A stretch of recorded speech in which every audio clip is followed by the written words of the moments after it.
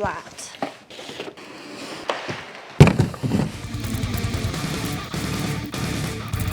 This is something I usually don't get with bikes. A phone holder in this little box. Ooh, what's this? Nice. A combination lock chain.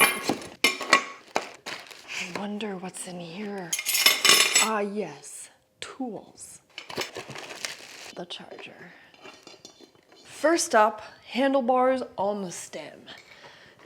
Okie dokie. And look at that. This makes it so much easier to balance the bike. Come closer. Not that close. You've seen my e-bike videos before. Welcome. We meet once again at the stem. So at this point, I'm gonna remove all of these screws, put the handlebars on, put the screws back. So over here on this side, I can adjust the handlebars even more, but for now, I'm just gonna leave it the way it is. Next, the wheel. So I gotta remove this stuff here.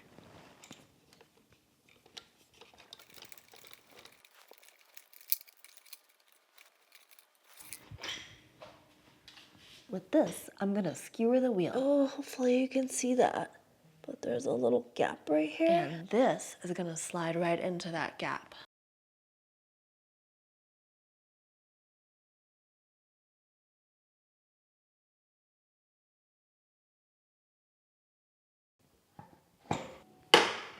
The spring goes back on here, and it doesn't matter how it goes. Fat side facing this. And now, skewer. Over here on the other side, same thing. The spring is gonna go in like this, with the little side facing the axle. And now I can put this on. So with this, I just fiddle around on both sides until I get it so tight that when I go to clamp this, and I'm gonna clamp it up,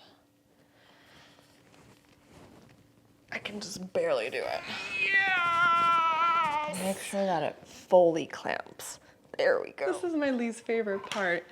Installing the front fender and the lights. Fender around this side. First, I should probably remove this screw right here. This can be a very small workspace. That's why it's my least favorite. So I'm gonna use this wrench, hold the nut, and spin this with an Allen key. I'm not really concerned where the light is sitting right now. I'm just kind of trying to tighten this down a little bit. Now, once it's tightened, then I move the light where I want it. Now I hold it from this side and I tighten the back with the wrench. And this cable right here connects to that cable right there. That's for the light. Now further down over here, I gotta connect the fender to this.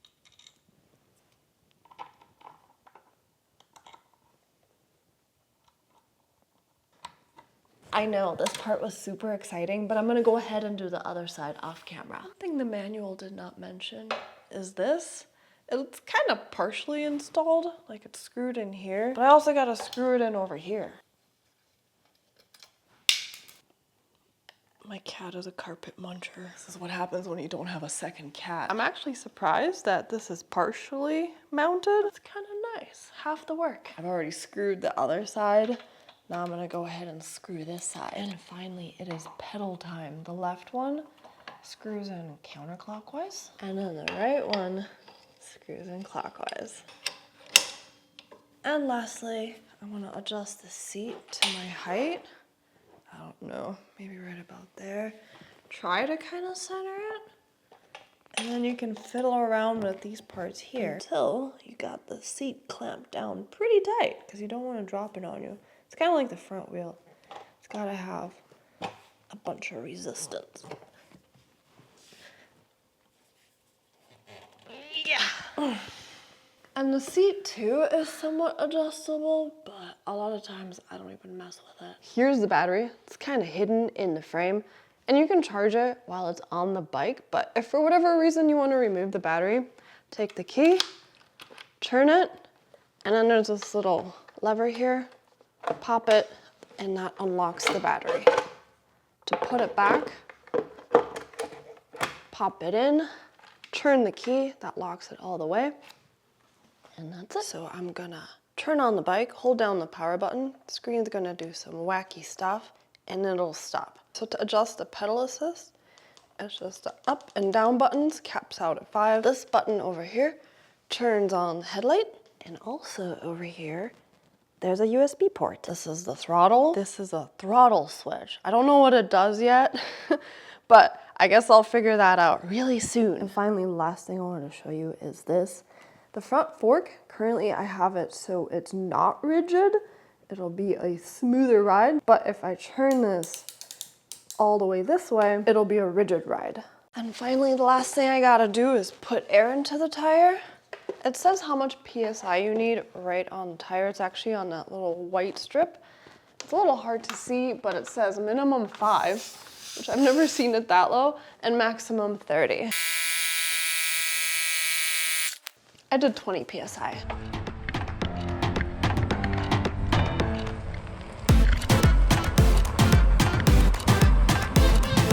So right now it's on pedal assist 1, and I'm gonna use the throttle. Throttle only, no pedaling. And you do have to push this button in, because if you try to use the throttle, nothing happens. So you push it in, and now you can use the throttle.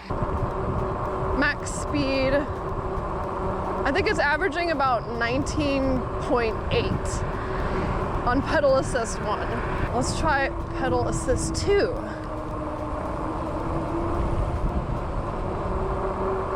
Three? Let's bring it all the way to 5 and see what happens. But I'm pretty sure it's just gonna cap out around 19.8, 20 miles. So yeah, top speed is about 20 miles an hour. It is a class 2 e-bike, which I think is supposed to top at 20 miles an hour, but you didn't hear it from me. I think there's an override. You can get it to 25 miles an hour.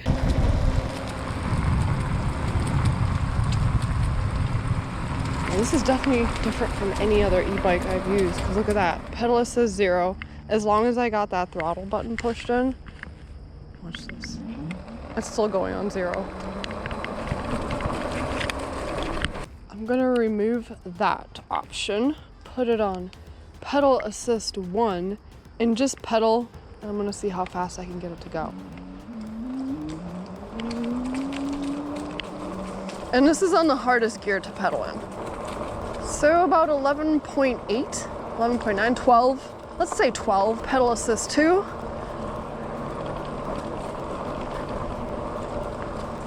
Not feeling a difference. 3. Ooh, now I'm feeling the difference. That took a lot of pressure off my knees. So 1 and 2, I definitely felt the burn. On 3, it's much easier to pedal in. And now I'm going about 14 miles per hour. At 4, 15.8, 50, so let's say 16 miles per hour. And on 5, it just kind of feels like the bike took over. Like I barely have to pedal to go 20 miles an hour. The range on this, well, if you're going about 10 miles an hour, it's like 70 miles up to. But if you're going 20 miles an hour, then cut that in half, and it's gonna be about 35 miles that you can get on a full charge. A full charge, to charge the battery, it takes about 4 to 6 hours. I should probably toss some more specs out. The motor, 750 watt brushless motor, 1000 watt peak. It is an LG battery. You know what? All the specs and everything, if you're interested in the bike, will also be on the website, so do check the link in the video's description. Total weight that the bike can carry, 300 pounds. The bike itself weighs 73 pounds. And it can accommodate people between 5'3" to 6'4". I'm gonna test the brakes. It's time for the hill. So I'm gonna keep it on pedal assist 3, and I'm gonna pedal up this hill so I can show you how easy it is to go up a hill. Because normally when I go up a hill, well, I have to stand up and do it. And then I still can barely do it. Look at that.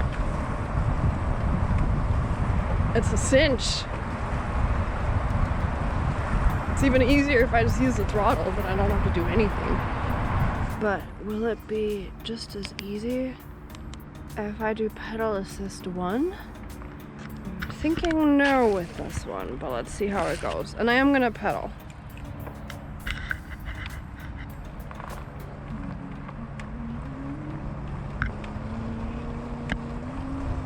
No, it's actually still really easy.